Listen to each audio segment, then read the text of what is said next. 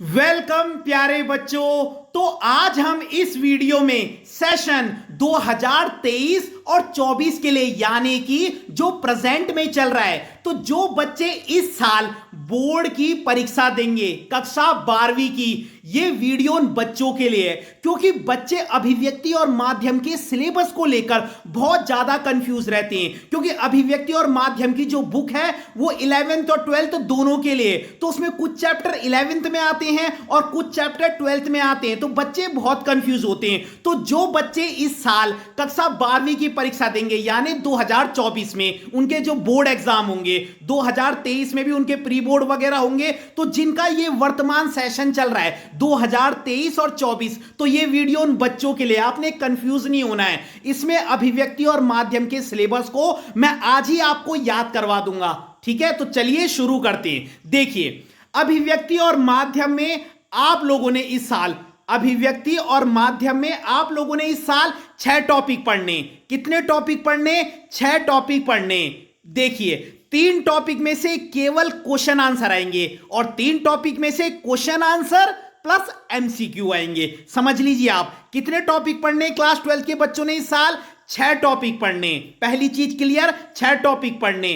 3 topic में से क्या आएंगे? केवल क्वेश्चन आंसर, और 3 टॉपिक में से क्या आएंगे? Question answer plus MCQ. Clear हो गई दो चीज। 6 टॉपिक पढ़ने हैं, 3 टॉपिक में से क्वेश्चन आंसर, 3 टॉपिक में से क्वेश्चन आंसर प्लस एमसीक्यू। अब मैं आपको बताऊंगा कि वो कौन से 3 टॉपिक है जिनमें से आपको क्या है? क्वेश्चन आंसर मिलेंगे। देखिए, वो 3 टॉपिक हैं। सबसे पहला टॉपिक है कैसे करें कहानी का नाट्य रूपांतरण। इसका मतलब भी समझिए, यानी कि कहानी को नाटक में कैसे बदलें। इस टॉपिक में आप ये सीखेंगे कि कहानी को नाटक में कैसे बदलते हैं। क्लियर हो गया? तो पहला टॉपिक है कैसे करें कहानी का नाट्य रूपांतरण। दूसरा टॉपिक है कैसे बनता है रेडियो नाटक। इसमें आप रेडियो नाटक के बारे में सब कुछ पढ़ेंगे। क्लियर हो गया? और तीसरा टॉपिक है नए और अप्रत्याशित विषयों पर लेखन। अप्रत्याशित का मतलब होता है जिसकी उम्मीद ना की गई हो। अप्रत्याशित का मतलब जिसकी उम्मीद ना की गई हो, क्योंकि इसमें ऐसे टॉपिक आते हैं जिसको आप अपनी लैंग्वेज में लिखते हैं। क्लियर हो गया? तो आपने जो है 3 टॉपिक पढ़ने और सबके क्वेश्चन आंसर आएंगे। पहला है कैसे करें कहानी का नाट्य रूपांतरण, मतलब क्या होता है कहानी को नाटक में कैसे बदले। दूसरा टॉपिक है कैसे बनता है रेडियो नाटक, और तीसरा टॉपिक है नए और अप्रत्याशित विषयों पर लेखन। तो इन 3 टॉपिक से आपको क्वेश्चन आंसर अच्छे से तैयार कर लेने। क्लियर हो गया? इनको आप अभी याद कर लीजिए। पहला टॉपिक है कैसे बनता है क्या है रेडियो नाटक, दूसरा है कैसे करें कहानी का नाट्य रूपांतरण, और तीसरा है नए और अप्रत्याशित विषयों पर लेखन। और जब आप अभिव्यक्ति और माध्यम की बुक खोलेंगे तो आपको स्टार्टिंग में ही जो क्या होता है कंटेंट वाला जो पेज होता है उसमें आपको ये मिल जाएगा और पेज नंबर भी मिल जाएगा, तो आप अच्छे से पढ़ लीजिएगा।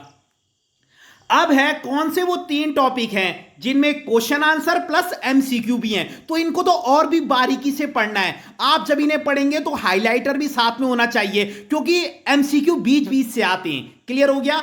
इसमें पहला टॉपिक है विभिन्न माध्यमों के लिए लेखन। विभिन्न माध्यमों के लिए लेखन यानी कि जैसे मतलब टीवी के लिए समाचार कैसे लिखते हैं, रेडियो के लिए कैसे लिखते हैं, ठीक है, इस तरीके से समाचार पत्र के लिए कैसे लिखते हैं समाचार, तो विभिन्न माध्यमों के लिए लेखन। दूसरा है पत्रकारिता लेखन के विभिन्न रूप और लेखन प्रक्रिया। पत्रकारिता लेखन के विभिन्न रूप और लेखन प्रक्रिया, इसमें आप जो है पत्रकारों के बारे में भी पढ़ोगे, ठीक है। अगला टॉपिक है विशेष लेखन स्वरूप और प्रकार, मतलब विशेष लेखन किसे कहते हैं, इसका क्या स्वरूप है, इसके क्या प्रकार हैं, ठीक है। तो इन 3 टॉपिक से आपको क्वेश्चन आंसर भी मिलेंगे और एमसीक्यू भी मिलेंगे, तो और भी बारीकी से पढ़ना है, ठीक है। विभिन्न माध्यमों के लिए लेखन, पत्रकारिता लेखन के विभिन्न रूप और लेखन प्रक्रिया, विशेष लेखन स्वरूप और प्रकार। तो अगर आपके पास अभिव्यक्ति और माध्यम की बुक नहीं है तो ये सारी वीडियो आपको क्लास 12 की प्लेलिस्ट में भी मिल जाएगी। आप मुझे कमेंट कर सकते हैं, मैं आपको सेंड कर दूंगा, ठीक है। तो अगर आपको वीडियो पसंद आई हो तो लाइक कीजिएगा, कमेंट कीजिएगा और अपने चैनल को सब्सक्राइब जरूर कीजिएगा। धन्यवाद।